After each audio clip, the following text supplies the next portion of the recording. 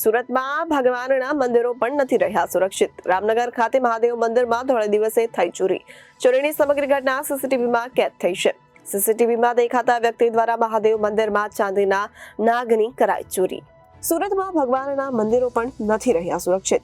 રામનગર ખાતે મહાદેવ મંદિરમાં ધોળા દિવસે થઈ ચોરી. ચોરીની સમગ્ર ઘટના સીસીટીવીમાં કેદ થઈ છે. સીસીટીવીમાં દેખાતા વ્યક્તિ દ્વારા મહાદેવ મંદિરમાં ચાંદીના નાગની કરાઈ ચોરી. સ્થાનિકો દ્વારા તપાસ કરાતા થોડા સમય પહેલા જ નજીકના આશ્રમમાં પણ ચોરી થવાની મળી હતી માહિતી. મારું નામ સુરેશકુમાર ભગવાનદાસ માધવાણી, રહેવાસી રામનગર.